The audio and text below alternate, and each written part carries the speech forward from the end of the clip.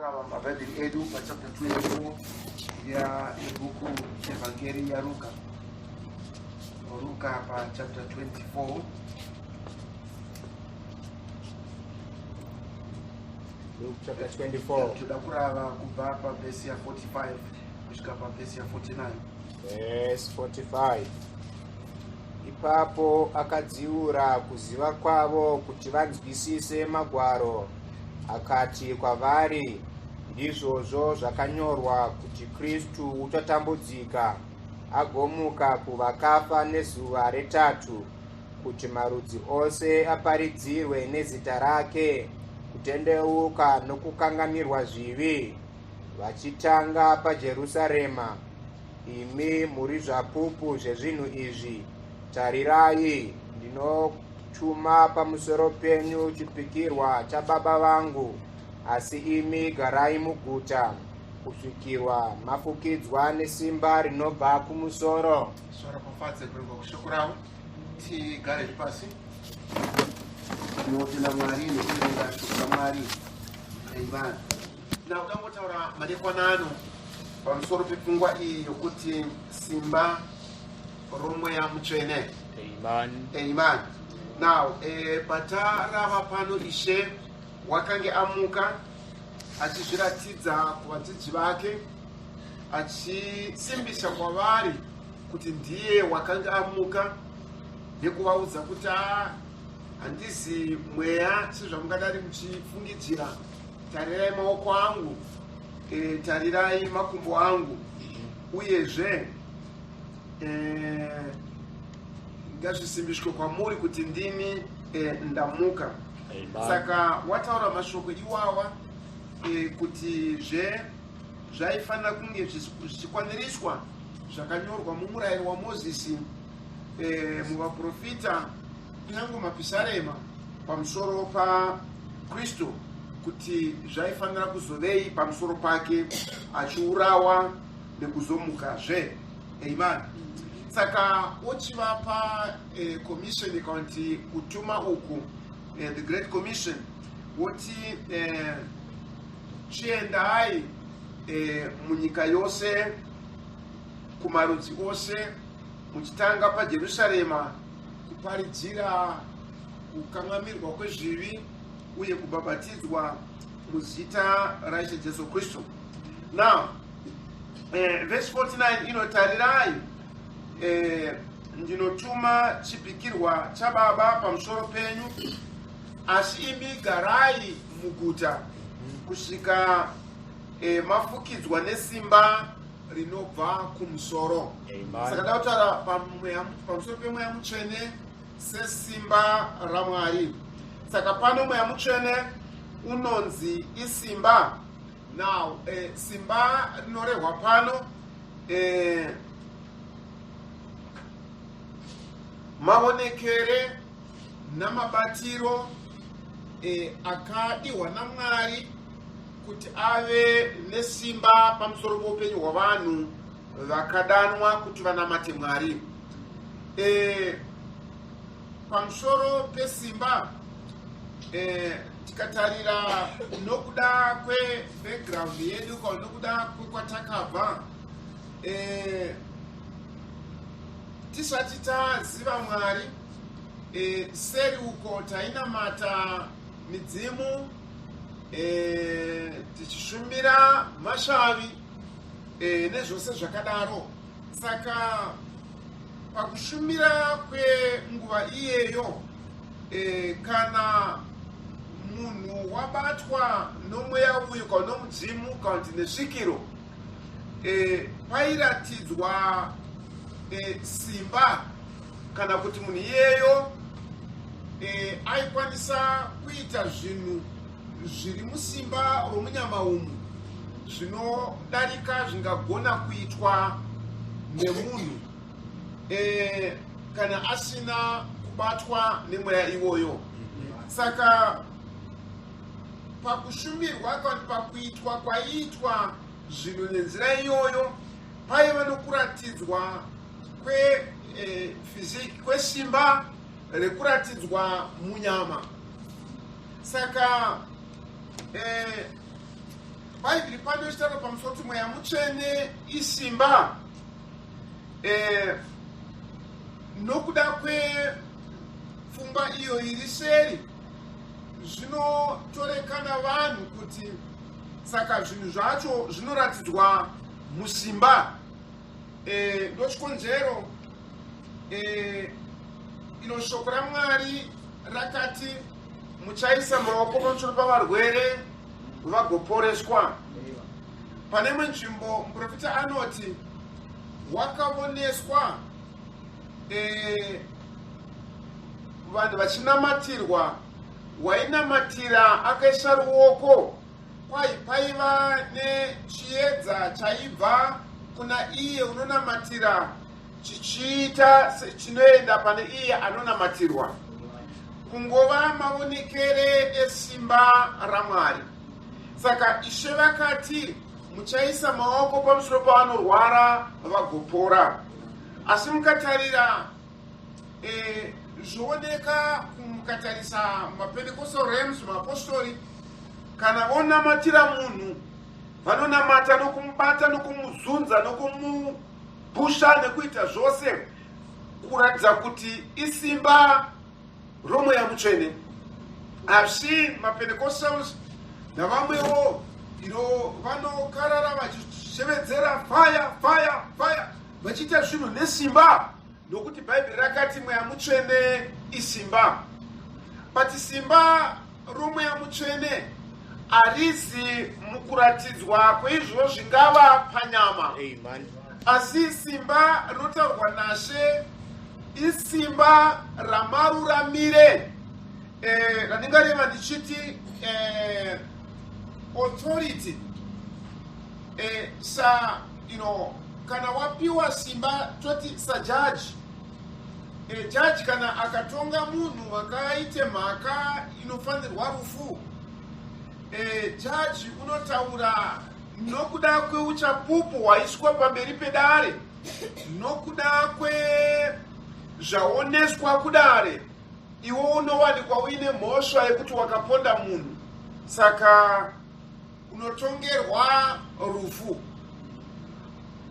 Arove desi kachiti saka iwewe uchatofa chete uchatotongerwa rufu. Zvaatotaura muunyoro izvozvo zviri kuratidza simba riri seri kwekutaura kwake. Saka simba is authority. Simba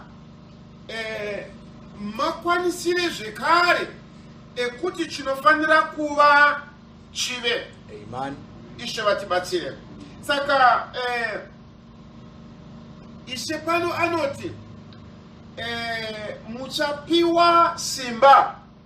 Kana mapiwa simba iroro muchaparidza shoko raMwari. Kana mapiwa simba iroro muchava namaruramire ekuunza mukuvapo zvakarehwa neshoko raMwari. Ati munoona shoko raMwari kana rataurwa panofanira kuva nechinoriunza kuti rive upenyu. Isimba romweya mutsvene rinounza into being. Ndochikonzero zvese zvatingashuvira kubva kuna Mwari, zvatinganamatira kubva kuna Mwari, hazvivepo. Mukacherekedza Ishe vakati vaFarisei vanofunga kuti vanonzwika nekuda kwekuwanza kwavo mashoko.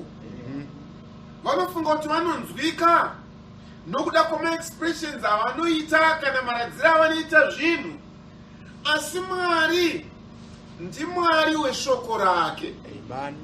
Mwari chaanokwanisa kuita bedzi muupenyu hwedu kusimbisa shoko rake.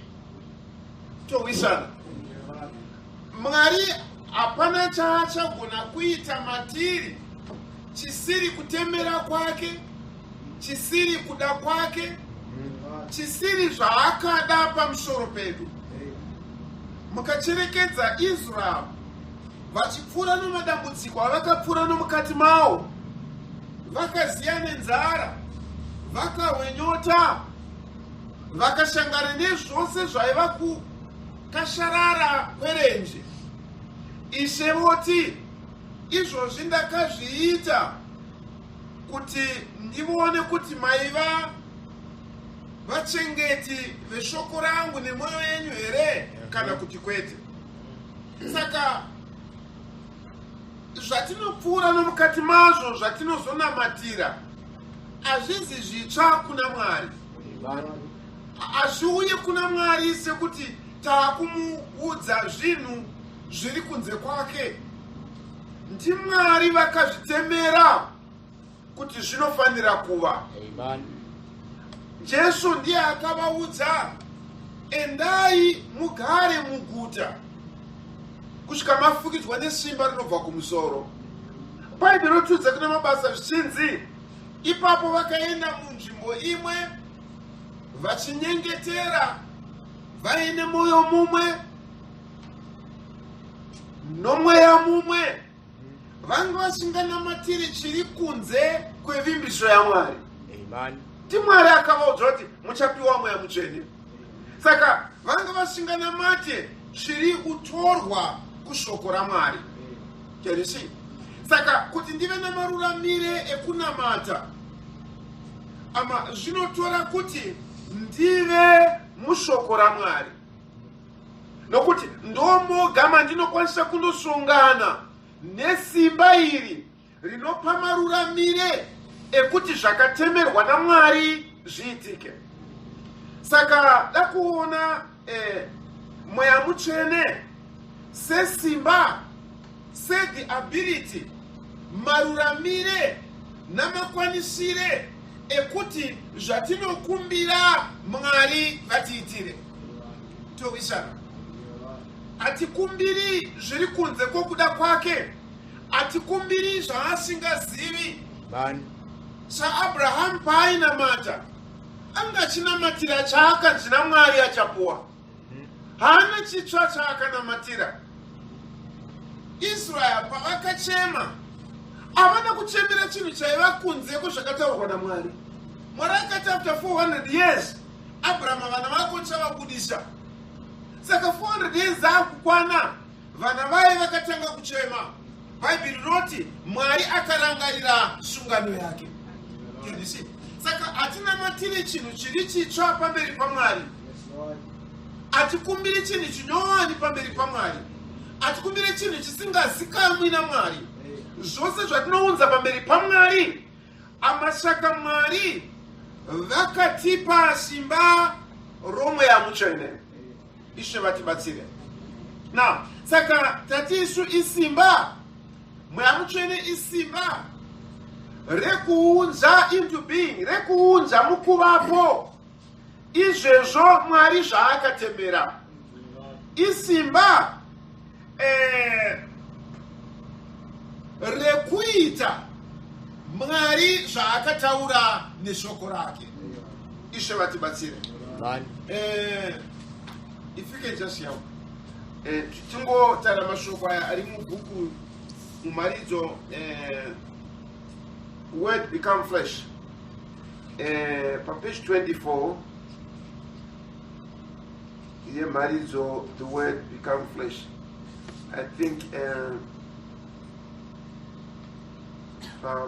paragraph 176, or maybe we can start from 175. When Jesus, when he came off the hill that night and looked around that tree for food, there was no food on the tree. And he said, no man eateth from thee. And he went on his way. And the next day coming back, the tree had withered. Now God's mind, the mind that in the beginning was a thought, it was a word.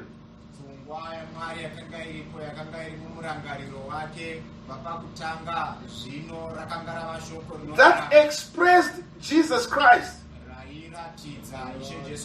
The same one was expressing that word back again. Remember, Jesus was the Word. In the beginning, in Genesis 1, God said, let trees come up. And in the trees there must be fruits, with the seeds within the fruits. So it was from the beginning that God said trees should have fruits. Now Jesus Christ, being that Word,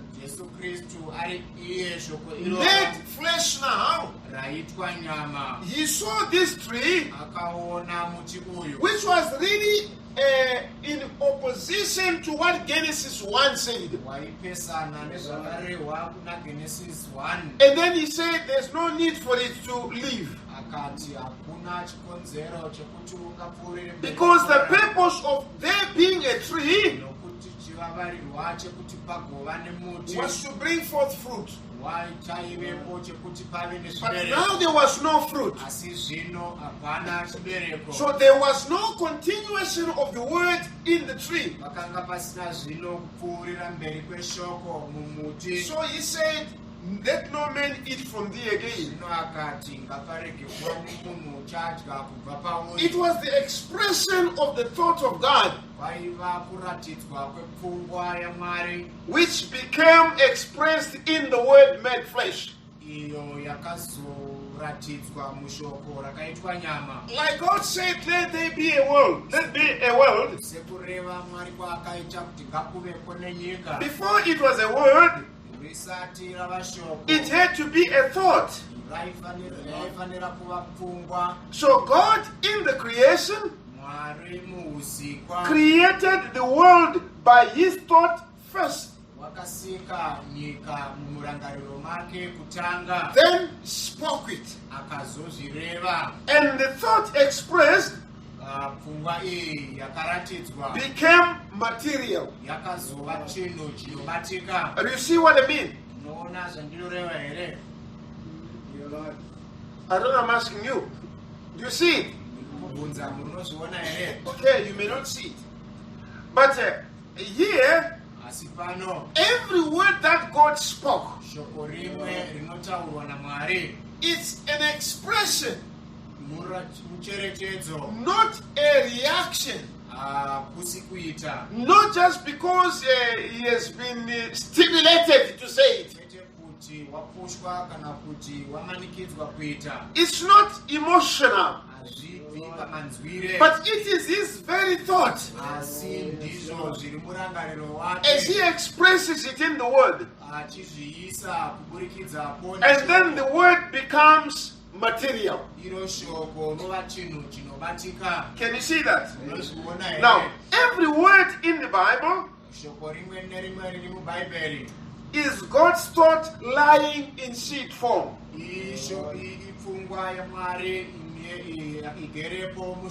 And if received into the human being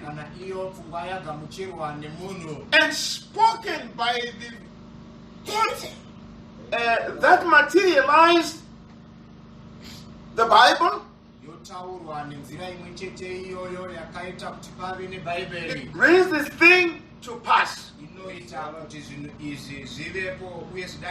So can you see, every word in the Bible is the expression of the thoughts of God. So when we take that thought of God with the same Spirit of God, remember that Spirit is the power. So that Spirit of God, which is in us, makes us to speak these very words in the Bible as it was in Genesis 1, when God spoke, let there be. Amen. So when we speak the same, under the power of the same Holy Spirit, it will have to bring the thing to pass. That is the purpose of the Holy Ghost. It is the power to bring into being whatever God thought about you, all His intentions. When you speak them in prayer, under the same anointing of the Holy Spirit, which is the power of God, it will bring the thing to pass. Amen. Now here the prophet said, it's like, okay.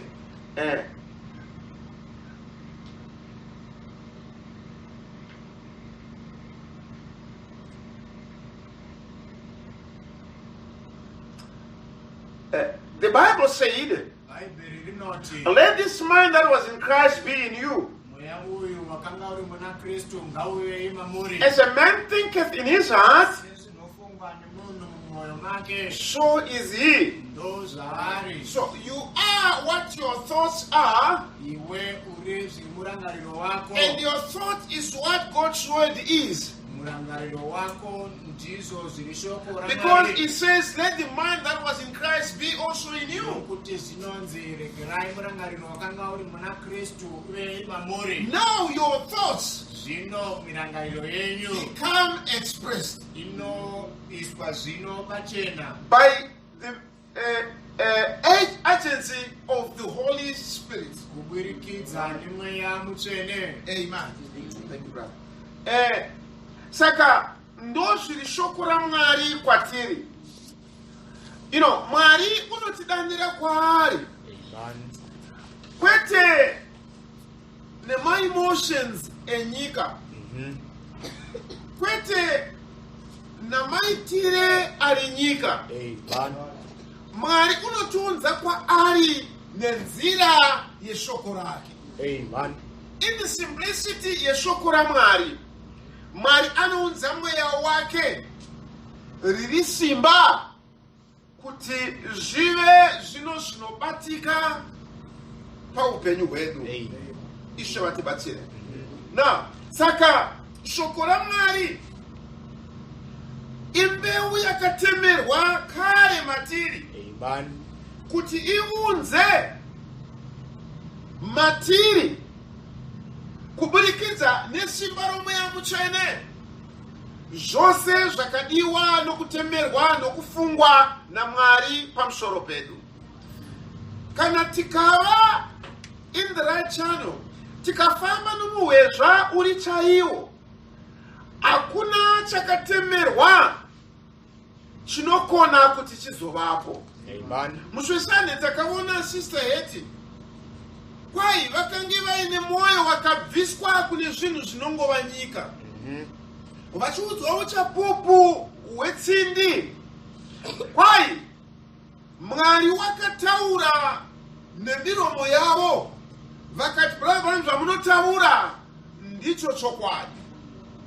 Aisi pfungwa yasister Heti, haasi maonero asister Heti, asi kuti nekuti mwoyo wavo vavubvisa pane zvinhu zviri nyika, mweya mutsvene ndobva vauya nenzira iyoyo yacheneswa nenzira yokubviswa nyika mavari.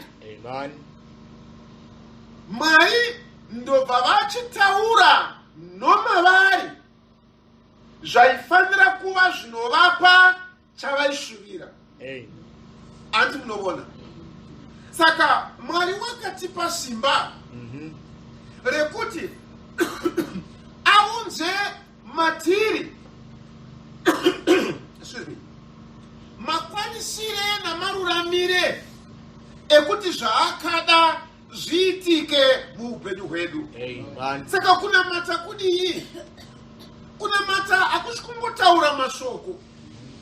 Kunamata kuunza kuna Mwari kana neimwe nzira ndi Mwari anounza kwaari nesimba romweya wake mutsvene muchechi yake kuti vataure, vanamate, vakumbire sezvaakada. Saka mweya mutsvene ndo simba racho rinotipa access, rinotipa key inotizarurira zviri kuda kwaMwari pamusoro poupenyu hwedu. Mwari wekudenga vatibatsire. Mumharidzo power, God's power to transform. Ndakungoverenga page 29. God's power to transform. We want to read paragraph 212. Now, what is transformation? How do we get it?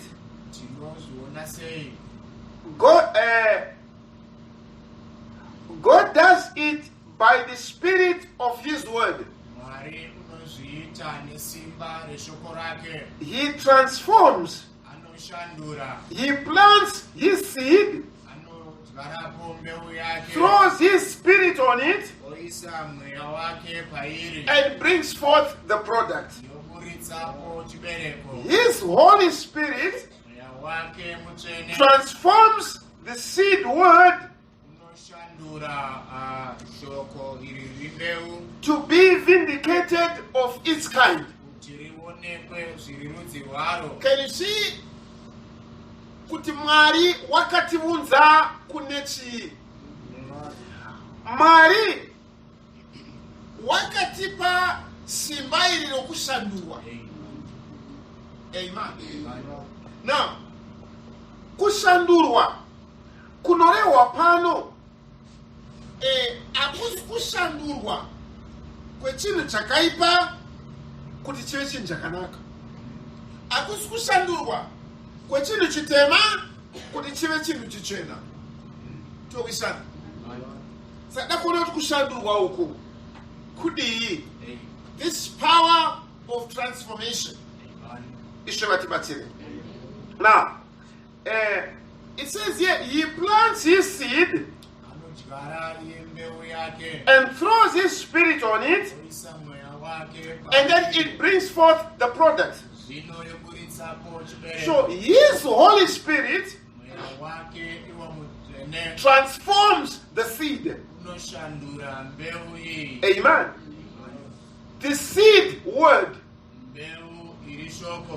to be vindicated of its kind. What kind of a seed you are, that shows just what's in you. You cannot hide it. Whatever you are inside, it shows outside. You just can't keep from it. You can't make that tree anything but what it is. So it's going to be that way. So the Holy Spirit transforms the seeds that's on the inside of it. No matter what kind of a seed it is, the Holy Spirit will transform it. If it's evil, it will bring forth evil. If it's a hypocrite, it will bring forth a hypocrite. If it's a genuine word of God, it will bring forth a genuine son and a daughter of the word of God through a thinking man's filter. When the seed comes up, it comes through this filter and produces a son and a daughter of God. One day when the world lay in darkness, Now listen close.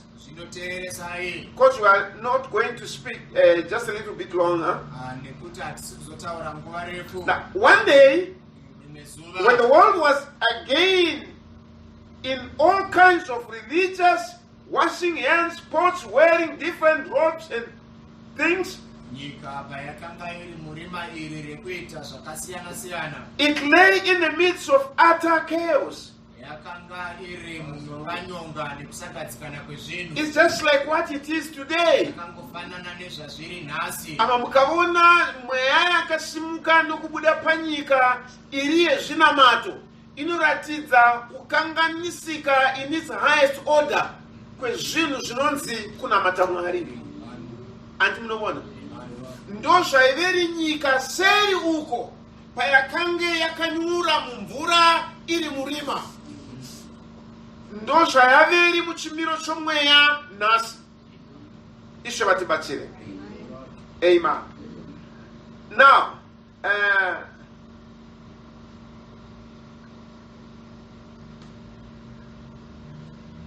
the genuine Israel of God had to be perverted from the laws and statutes of God.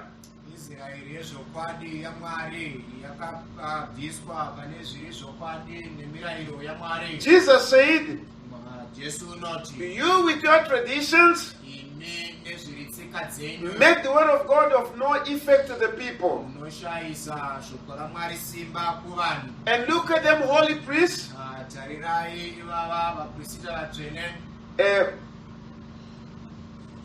They called them, and Jesus said, you are of your father the devil, and his works you do. See, that's exactly what he said. Amen. Nyika yakanga iri murima remhando iyoyo. Apo vanhu vakanga vatorera shoko raMwari simba nokuda kwezvivi zvavo.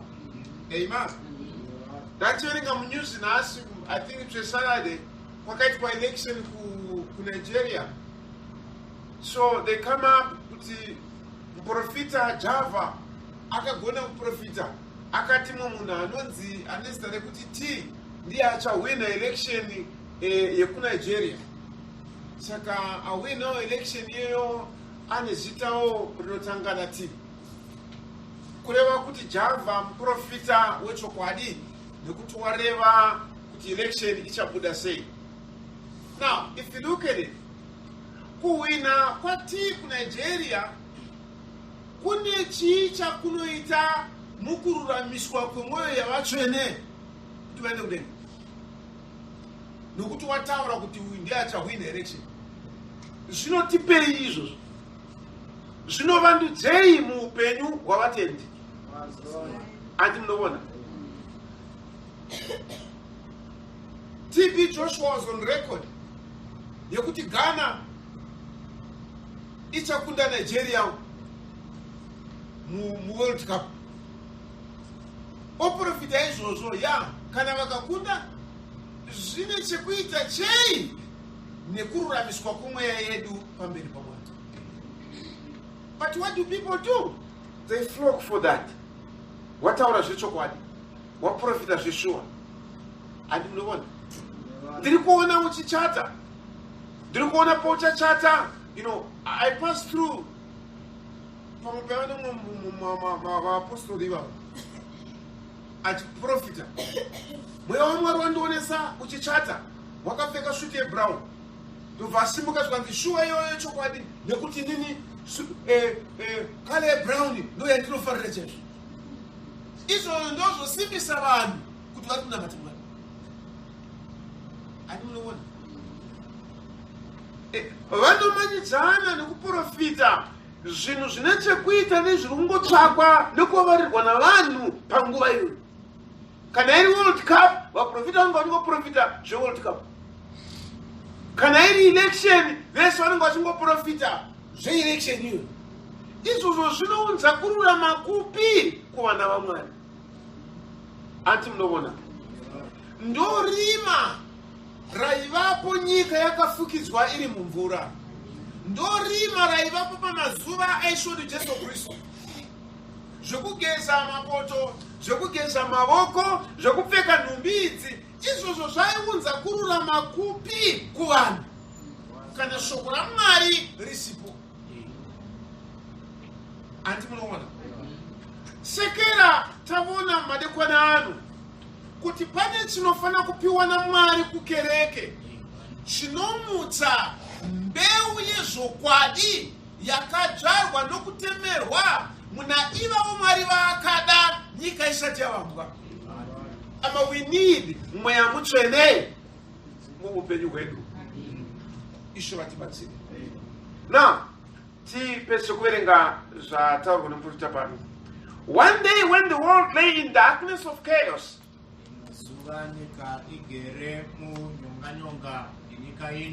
okay, I'm repeating where we read again. Now, when the world lay in that kind of a fix, God's Spirit moved upon a seed that was predestinated. He translated and transformed Isaiah chapter 9 verse 6.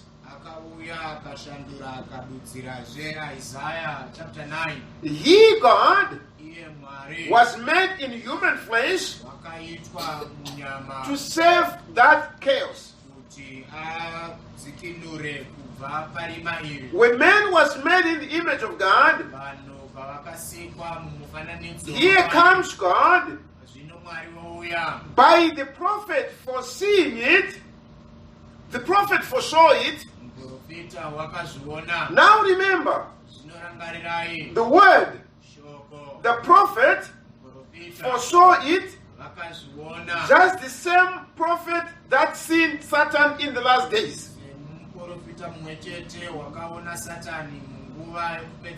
Just the same prophet that seen Satan in these last days. Of these educational programs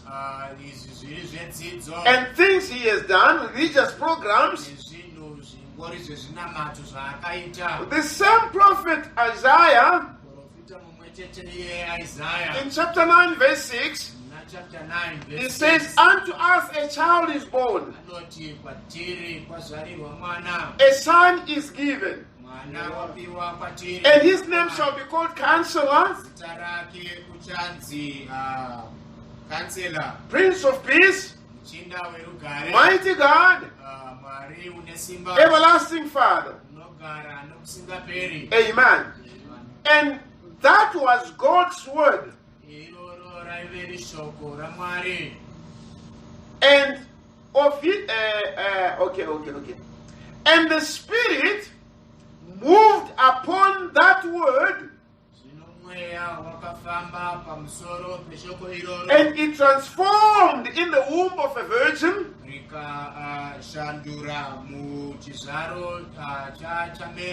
and a son is born. Not created, but born. Amen. Anti mnobona. Hakuna chitsva kana tingati chishamiso chakaitika apo Maria akabereka Jesu, asi kuti raiva shoko rakataurwa naIsaiah. Anti mnobona. Now, hakuna munamato uye hakuna chiprofita kana simba rechiitire kana chinamato raikwanisa kuunza Isaiah chapter 9 verse 6 kuti iitike. Zvaida mweya mutsvene. Gabriel akauta Maria, uchafukidzwa nesimba rinobva kumusoro. Anti munobona? Nemhaka yekuti chaifanira kuitika raiva shoko raMwari rakataurwa naIsaiah rikatsvetwa sembeu.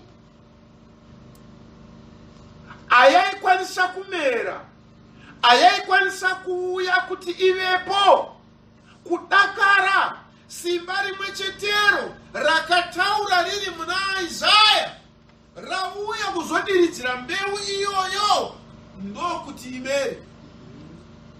Handi munoona ndochikonzero I said on Sunday, kana Mwari akatuma muprofita munguva yatigere mukati mayo neshoko raMwari, chero muprofita unovuya. Remember Bible taura richiti Mwari anotumira mvura nedova kuti zvimerese zvinhu panyika. Ani ndizvo chinomeresa zvinhu panyika imvura, uyezve kune dova. Dova harina kufanana nemvura. Dova riri less, rine density, rine uwandu hushoma. Asi dova rikavuya rikasvika pachibage usiku paya, rinoerera nechibage rodzika kumidzi yechibage, rinoenda chibage chowane upenyu. Riri kupupurira kuti nguva yatiri kurarama ino inguva yekunaya. Andi munoona dova rinoitika mvura ichinaya rakasiyana nedova romuna June, rakasiyana nedova romuna September. Kunofunga kusina kana dova, but nguva ino yatiri kurarama muka mangwana kuseni kusina mbona ya mvura uone uswa hwose unenge hwakazara. Kana ukatofamba nemuswa imomo unotonyorova zvokusvina mvura panhumbi dzako. Saka dova riri kupupurira zviri kuitika panguva ino. Saka Mwari akatuma muprofita munguva ino wokuti atiudze nekutidzorera kushoko raMwari riri mbeu kuti zvakatemerwa naMwari zvichimera matiri.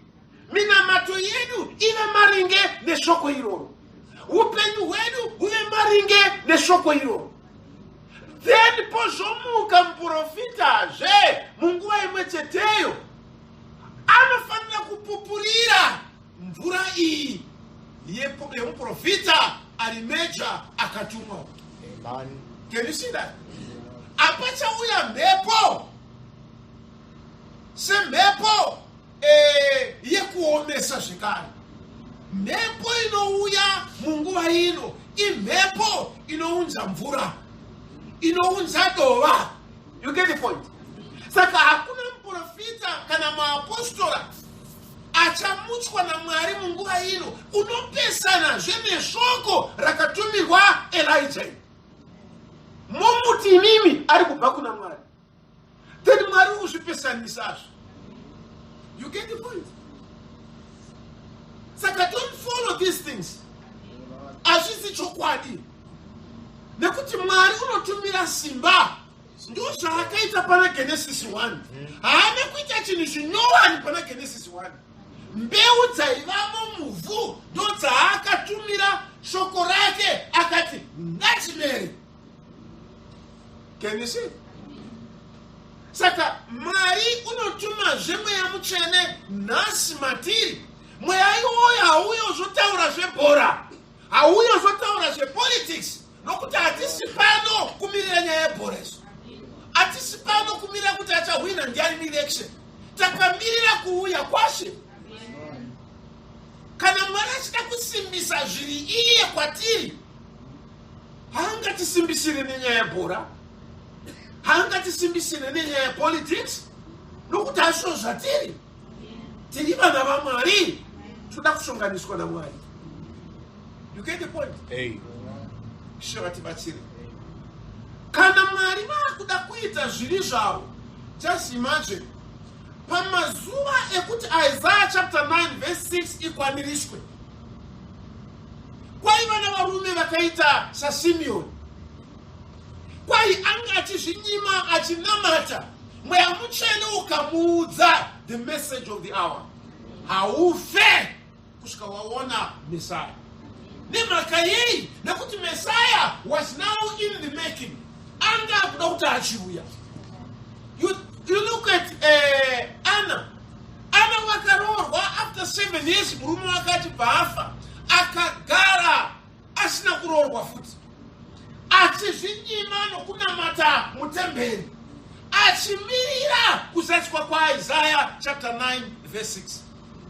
Munguva imwe cheteyo maiva naZakaraya akanga ari munhu wakarurama, akaroora mukadzi wakarurama.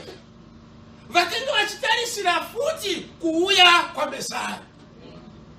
Gabriel akauya akasvikoudza Zakaraya, muchava nemwana achauya musimba raElijah, kuti aitei, azarure agadzirire nzira yekuuya kwaIsaiah chapter 9. Can you see? Hakuna chiprofita, hakuna mweya unouya uchiita nokudemonstrata zvinopesana nezvakatemerwa naMwari nevaprofita vake panguva imwe neimwe yakatarwa. There's chaos munguva yatiri kurarama, sezvo zvaro zvakaita pamazuva aGenesis 1, nyika yakafukidzwa nerima. Can you see that? Because I don't think you need more darkness than kuti munhu atende zviri kutaurwa nemunhu anosvindiri muprofita or prophetess kana naapostol ari kurarama nokuita zvinhu zviri against shoko raMwari.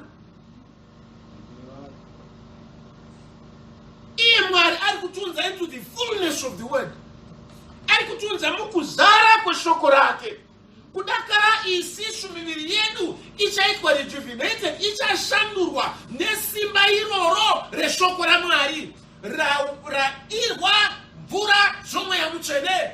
Kudakara hatizogari panyika, tichashandurwa tondova naShe. Then we are looking for a prophet akutaura nyaya yekuti uchachata wakapfeka suti yebrown. Tofunga kuti ishoko raMwari riri kusimbiswa nemunhu akutaura nyaya yekuti munhu akati achawina by election. How can that be? Hazvina continuity, hazvina significance, hazvina umboho tikadzokera kushoko. Can you see? Nguva isati yakwana 40 years, even 80 years before kudzikinurwa kweIsrael kubva muIjipita, paiva nomurume wenzi Joseph, aiva nomudzimai wake, kwaive imba yaLevhi. Vakabereka mwana, vakanoti mwana uyu haasi mwana anongova mwana uyu, ane chekuita nekudzikinurwa kwedu. Vakamuvanza for 3 months. Ande muri kuona sei vakazviita? Nekuti femeri yakanga iripo panguva iyoyo yaiva mvura nhau yekudiridzira shoko redzikinuro rakavimbiswa Abrahamu. Everything chiri chaMwari chinofanira kutevera nzira iyoyo.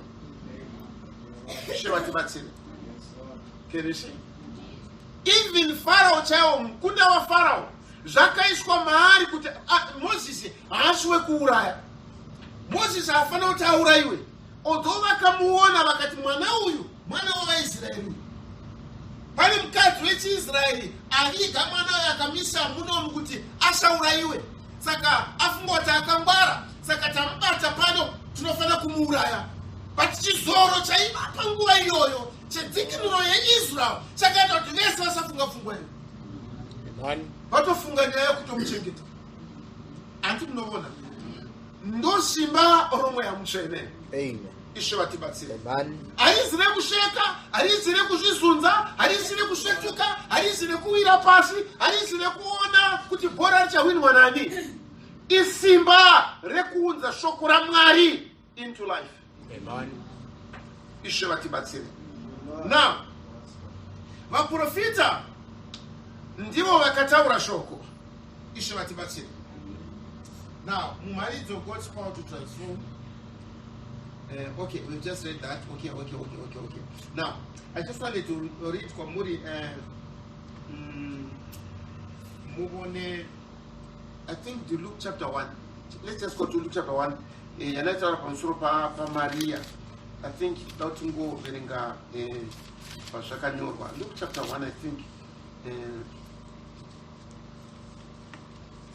Right. Can you just read maybe just one verse? 35. Luke chapter 1 verse 35.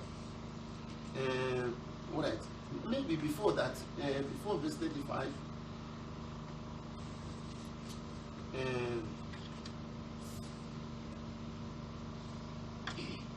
Can you start from verse 31? Verse 31. Tarira, uchava nemimba, uchazvara mwanakomana ugomutumidza zita rinonzi Jesu. Iye uchava mukuru, uchanzi mwanakomanawo kumusoro-soro. Ishe Mwari uchamupa chigaro choushe chababa wake Dhavhidhi. Uchabata imba yaJakobho nokusingaperi, neushe hwake haungali nomugumo. Ipapo Maria akati kumutumwa, izvozvi zvingava seiko zvandisingazivi murume? Mutumwa akapindura akati kwaari, Mweya Mutsvene uchauya pamusoro pako, nesimba rokumusoro-soro richakufukidza. Saka icho chitsvene chichaberekwa chichanzi mwanakomana waMwari. Thank you. Now, verse 35 now. Can you just read the 35 again? Mutumwa akapindura akati kwaari, Mweya Mutsvene uchauya pamusoro pako, nesimba rokumusoro-soro richakufukidza. Saka icho chitsvene chichaberekwa chichanzi mwanakomana waMwari. Then jump down to verse 38. Ipapo Maria akati, tarirai, ndiri mushandiri waShe, ndiitirwe hangu sezvamataura. Mutumwa akabva kwaari. Amen. Let's go to verse 45. Verse 45. Wakaropafadzwa iye mukadzi wakatenda, nokuti zvakataurwa naShe kwaari zvichaitika. Amen. You know, Isaiah wakataura. Can you see? Mandara ishava nemimbeko zvaramana kwa. Nguva iyoyo yoswedera. Amen. Zvisiri rudziro yavanhu. Yange ishiri mhandara yakachengetwa navanhu. Tinowishana. But yaiva mhandara youpenyu. Wairaramira upenyu hwemhandara. Waifunga mufungo wemhandara. Waiva mhandara. Kwete nekuda kweka system kagadzika kwokuti toda kuti tichengete mhandara panapa, you know, like what they do mu Roman Catholic.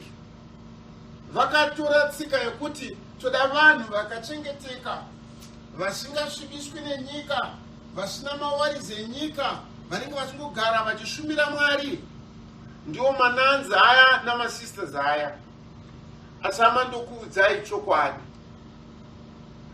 Zuva rekutonga kana kwozoonekwa vana vakaitwa abort namasista aya namananzi acho, zvinokashamadza. You get the point? Hazvisi zvinhu zvinoitwa navanhu. Haukwanirisi shoko raMwari iwe umene. Ukarikwanirisa ndiwo hako zvewazviita. Handiti? Hausiri unokwanirisa shoko raMwari. Shoko raMwari kubva pakutanga, Mwari akaisa mbeu muvhu. Zvanzi mweya wake waifamba pamusoro pemvura yakadzika. It takes his spirit ama. Saka Isaiah wakataura.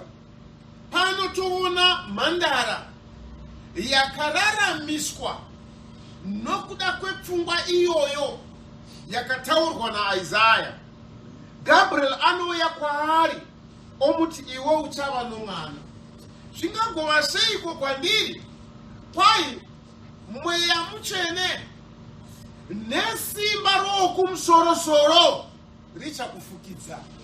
Chinozoberekwa ipapo kubva pakufukidza kwesimba raMwari chanzi mwanakomana waMwari. Chitungwiza. Now,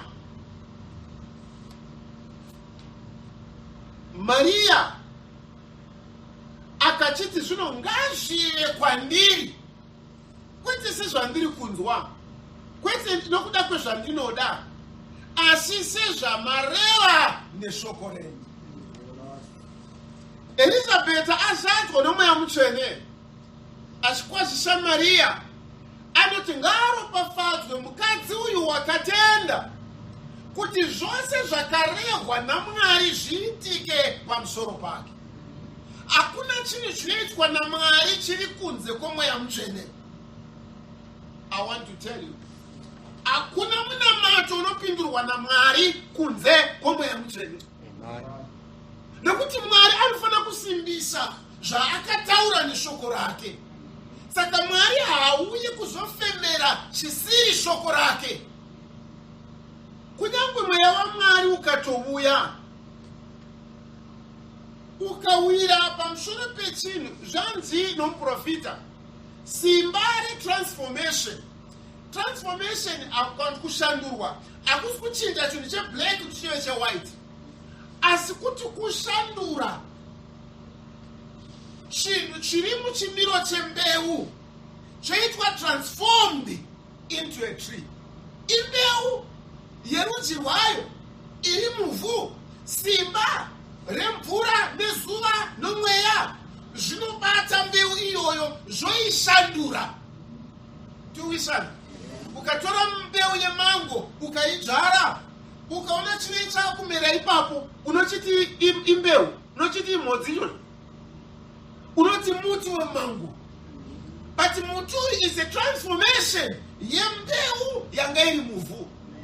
Saka mbeu iri mauri iwewe nezvakasviriwa nokudiwa naMwari zvikafuridzirwa nomweya mutsvene, zvinobereka mbeu iyeyo yanga iri mauri nechikare.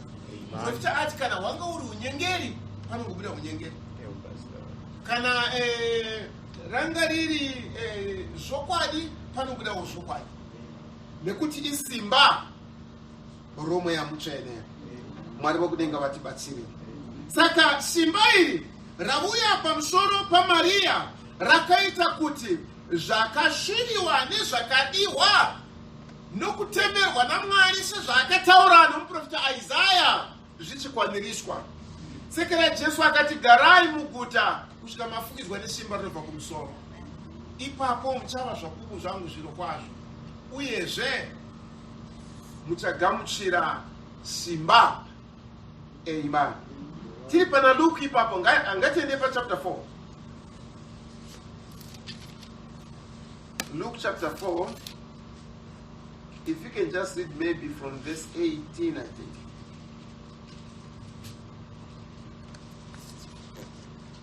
Chapter 4, verse 18. Mweya washe uri pamusoro pangu, nokuti wakandizodza kuti ndiparidzire varombo ivhangeri. Wakandituma kuti ndizivise vakatapwa kusunungurwa kwavo, namapofu kuti vaonezve, ndiregedze vakatsikirirwa, nokuzivisa gore rashe rakanaka. Thank you. And ipana Matthew chapter 7 verse 28. Matthew chapter 7 verse 28. Verse 29 yacho. Jesu wakati yapedza mashoko iwaya, vazhinji vakashamiswa nokudzidzisa kwake, nokuti wakanga achivadzidzisa somunhu une simba, asingaiti savanyori vavo. Thank you. Amen. Now, Jesu pana Luke wati mweya washe uri pamusoro pangu, nekuti wakandizodza ndiparidzire varombo ivhangeri, ndisunungure vakatapwa. Is that right? Nekuparidza gore rakanaka rengoni yaJehovha. Chii chakaita kuti Jesu akwanise kuparidza nyasha dzamwari akwanise kusunungura vakatapwa. Zviri kunzi mweya washe uri pamusoro pano. Ndizvodi? Now, paakanga achiparidza bhuku yaMateo inoti kuparidza kwake kwanga kwakasiyana nekwevanyori navaFariseya, nekuti waitaura semunhu ane authority, ane simba. Andinoona hazvirevi kuti vaFarisei pavaiparidza zvinongo zvinyoronyoro zvisina simba. Aiwa, vaiparidza nekudzidzisa zviri mirayiro yaMwari sezvakanyorwa naMozisi. Asi you cannot educate anybody into heaven. Hazvitore dzidzo kuti munhu apinde mudenga. Kudzidziswa shoko raMwari racho hazvo zvinokuita kuti upinde mudenga. Jesu achiparidza nokuti mweya washe waiva pamusoro pake. Shoko raaitaura rikandobata Maria Magadharina namadhimoni ake 7 neufeve hwake, aishandurwa obva muchimiro ichocho ova munhu kwaye. Rikasvika pana Region ane 2000 madhimoni, raimushandura ogarawo patafura achidya navanhu. Can you see? Shoko raaiparidza raiva neauthority. Zacchaeus akanga ari mbavha achisingaite zvinhu kwazvo kwazvo, rasvika kwaari akashandurwa akava munhu kwaye. Ati munoona? Saka nei zvaidaro? Nekuti mweya washe waiva pamusoro pake. He had the authority. Saka waitaura shoko rine authority. Iwewe unofanira kuti utaure zvinhu zvine authority. Munamato wako must be an authority. Pamusoro pesimba rose rinoda kukonesa kuti uve nezvaunofanira kuva nazvo. Nokuti kana uchinamata uri kukumbira zvousina, but unozviziva kuti unofanira kuva nazvo. Saka zvinoda that authority, simba rekuti zviite zvauri kuda zvachezvo. Can you see? Hakuna kunyengerwa navanhu vanonamata. Hakuna kunyengerwa nekunopiwa matombo. That's not shoko raMwari izvozvo. You get it? Chauri kuda iwewe chinokwaniriswa nesimba rekutaurwa naShe pano. You will be given the authority. Zviri kudiwa isimba pamusoro pemadhimoni, pamusoro pemweya yakaipa, angava mashari, zvingava zvorudzi kukumisha kwenyu, zvinoda kukukonesa kuti uve zvaunofanira kuva. Zvinoda that authority yekuti ukanamata simba iroro rofukidza munamato wako, mbeu inomera ipapo ndezvokwadi nezvakafungwa naMwari pamusoro pako, nyika isati yavako. Can you see? If you can just see the stupidity of people, anotakuda kunamata otanga kutaura zvake zvaari kubudisa musoro make lakava kashiba nakalakatiyambara. Do you think God is so stupid kuti anoteerera zvoungofunga iwe uchitaura ipapo? Mwari oteerera izvozvo. Okupindura chii kana wati lamakava kashivana? Zvinoreva. How people are fooled. Help us, Lord. Shoko raMwari ishoko raMwari. Amen. Rinopupurirwa bedzi nesimba romweya mutsvene. Mweya mutsvene ndiwo wakataura uri naIsaya, ndiwo wakaunza Gabriel, ndiwo wakafukidza Maria. Zvese zvakazoitika ipapo. Okay, mweya mutsvene wakafukidza Isaya, akatarira kuwa mwana. Is that right? The same spirit ikazokufukidza Maria kuti azvare mwana wacho. Mwana iye azvarwa, the same spirit ikamufukidza pana Jorodhani. Ndizvodi? Nokuti Isaiah 62 anga ataura futi kuti mweya washe uri pamusoro pangu, akandizodza kundiparidza evhangeri. The same spirit ikauya pamusoro pake pana Jorodhani.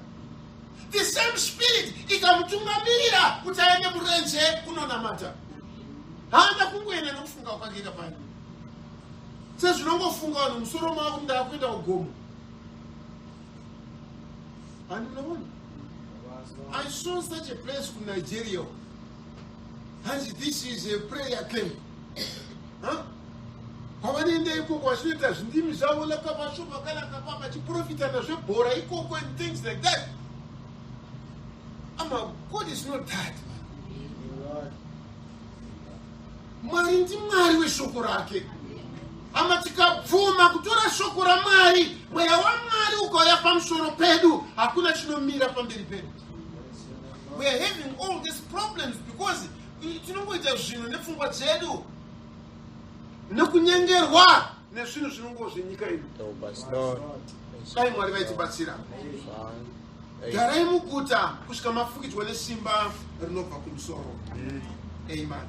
Simba iroro ndo simba romunamato, ndo simba rehupenyu. Ishe vatibatsire. Tinogwisana. We need simba iroro, especially age kuti muzera rino ratiri kurarama.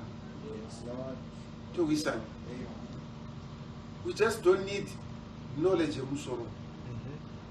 We need simba iroro. Amen. Because mweya werima is so much upon the people. Amen. Amen. Imi munozviona, munozviziva. Amen. There's that just spirit of nudity. Vanhu avachangoda kungopfeka. Alinoona. Wapfeka trouser rakareba, robvarwa richiratidza nyama dzose idzi. Apfekawo trouser racho raiti harina kubvaruka, radzikiswa, rinofamba riri pasudu. Just that spiritual nudity. Alinoona. You look at the women. Vakapfeka tumashoti tuyacho twavanopfeka just as good as an underwear. Asi anotendeswa mweya wake kuti ndakapfeka ndiri kufamba. Mweya wongopfeka tumashoti dress. Andi muri kuona. Why this? Is the age yatiri kurarama. And you think ungakunda, unganzwika, unganamata nenzira iri kunze kwesimba rakarehwa naShe panei. You'll never make it, ama. Zvinoda simba rinobva kumusoro. Ishe vatibatsire. Nokuti Mwari, vanhu vanofunga kuti Mwari ane tsitsi. Ama tsitsi dzaMwari hadzisi kunze kwechokwadi. Anoona.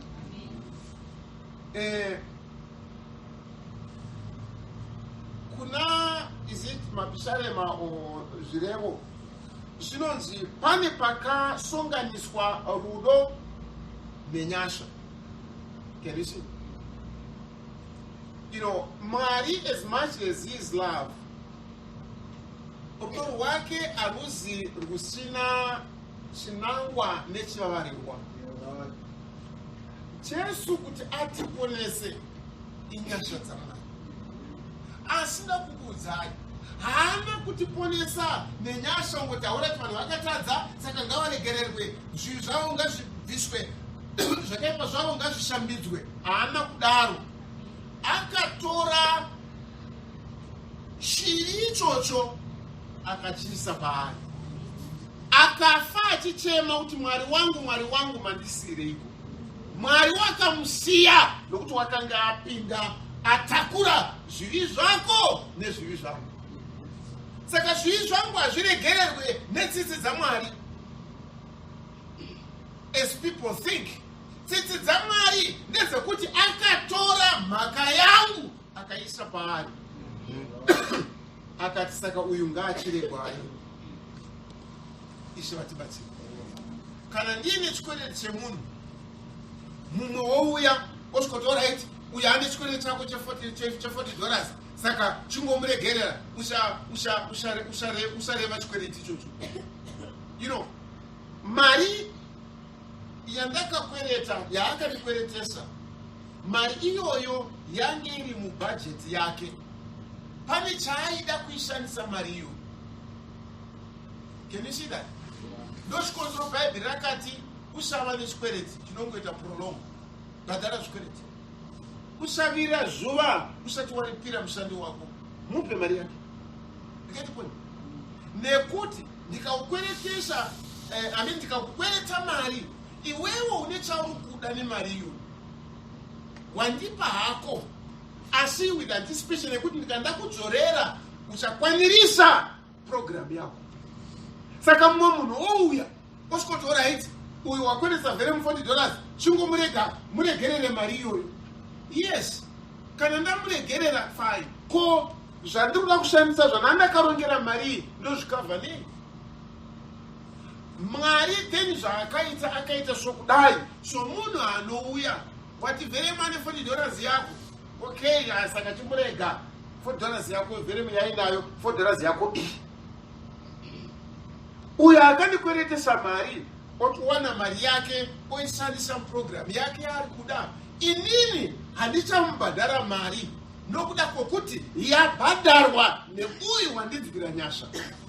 Saka Mwari hana kungoti zvinhu zvacho ngazvimboregererwa. Hazvikwanisi kuregererwa nokuti mubayiro wechivi rufu. Can you see? Kana Mwari akashandura izvozvo, that means Mwari ashanduka. Nomusuwa muchadya muchafa zviro kwazvo. And they had to die. Saka chivi chinouraya. Saka Jesu akauya akati panzvimbo yekuti ava vafe ndaakufa inini. Akaripira nyaya yacho. Haana kungoita kavha. Andi munozviona. Saka ndo zviri shoko raMwari kwatiri. Amen. Izvokwadi zvakatemerwa nokufungwa naMwari pamusoro pedu. Tinokwanisa kudhirowa bedzi kubva kwazviri nesimba romweya mutsvene. Ama we need mweya mutsvene. Kana wakamukumbira chinhu, amakumbira mweya mutsvene. Nekuti mweya mutsvene uyu andikuudze kuti chii. Handei pana Mabasa chapter 1.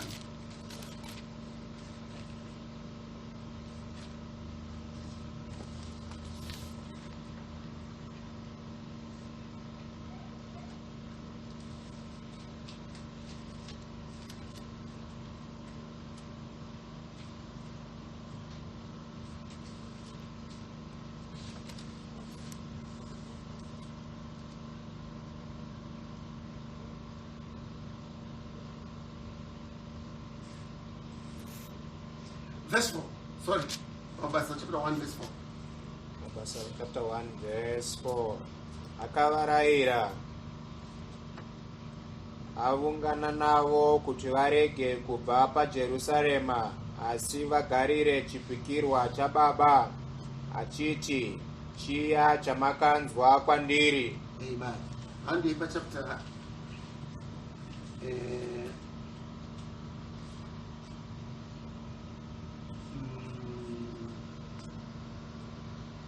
chapter 2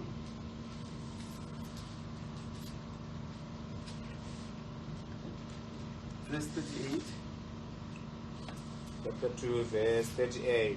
Petro akati kwavari, tendeukai mumwe nemumwe wenyu abhabhatidzwe nezita raJesu kuti mukanganwirwe zvivi, mupiwe chipiwa chomweya mutsvene. Nokuti chipikirwa ndechenyu navana venyu navose vari kure vanozodanwa naShe Mwari wedu. Amen. Why I said zvakanaka kunamatira mweya mutsvene nekuti Jesu panovati pavhesi ya4 zvanzi mirirai chipikirwa chaBaba chavakati icho makanzwa kwandiri. Ndizvo chipikirwa ndechei? Ndechemweya mutsvene. It's a promise. Handiti Peter achiparidza pazuva rePentekosta, tendeukai mumwe nomumwe wenyu abhabhatidzwe nezita raJesu mupiwe chipiwa chomweya mutsvene, nekuti chipikirwa ichi ndechenyu. Is that right?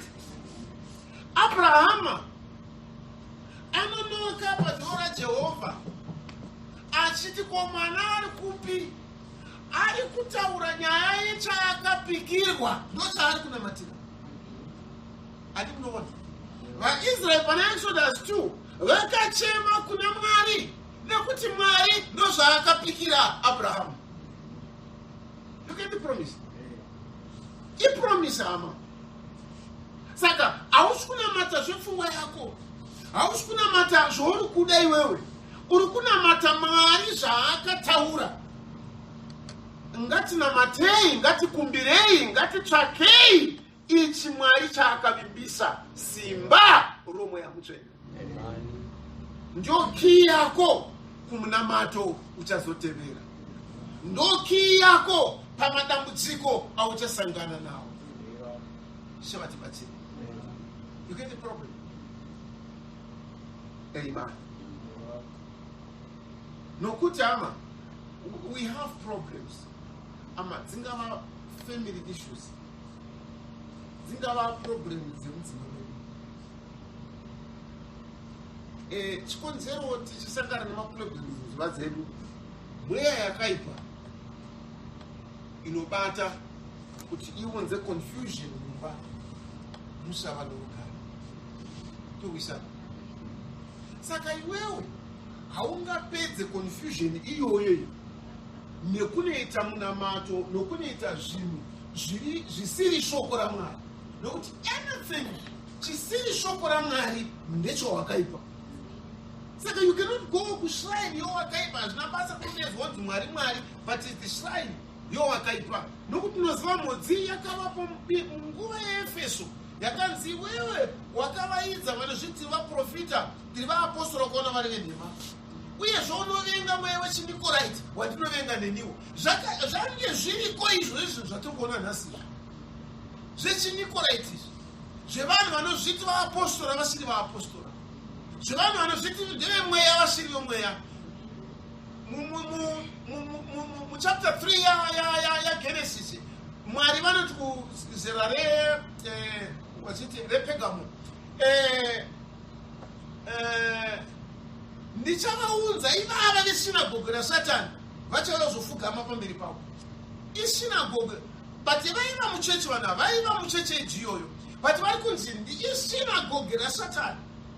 Saka you can't tell me kuti ungaende kunhare yaSatani wondotsvaka iwewe simba rekukunda Satani ari mumurume wako, rekukunda Satani ari mukadzi wako asita zvinhu kwazvo, rekukunda Satani ari mwana wako asita zvinhu kwazvo. Woenda kunoritsvaga futi musinagoge yaSatani kuti Satani azviparadze iye. Jesu wakaramba akati hakuna ushe unozvirwisa. Hauwani chinhu kunze kweshoko raMwari. Saka zvakanaka sei kukumbira promise. Amen. Chipikirwa chinobva kuna Baba. Amen. Ama kana ukakumbira mweya mutsvene hauna kukumbira padini. Amen. Hauna kuita mistake baba. Ndizodini? Kana ukangofugama chete ukangoti Mwari ndiri kudawo mweya mutsvene, hausi kukumbira chinhu chiri padivi. Zvingatosiyana nekukumbira kuti Mwari ndiporesei, nokuti kuda kwaMwari kuti iwe ungechingorwarawo pamwoyo. Mwari wazvitendera pane imwe nyaya yaakuda kuzopa. Towisana. Zvingatoonani pane kukumbira mari chayo. Kuda hauna mari nokuda kwokuti Mwari pane chaanoziva hake chingakanganisa upenyu hwako nokuti waane mari yacho. Saka ukakumbira mari is very good, zvakanaka, zvinodiwa. Asi unokwanisa kukumbira zvisizvo. Izvodi? But ukakumbira mweya mutsvene, you haven't asked amiss. Wakumbira the promise. Amen. Nemhaka yei ndekuti isimba. Amen. Tingasimuka hedu kuda chapesa pfungwa yakana Mwari pamukanda. Amen. Amen. Mweya mutsvene isimba raMwari.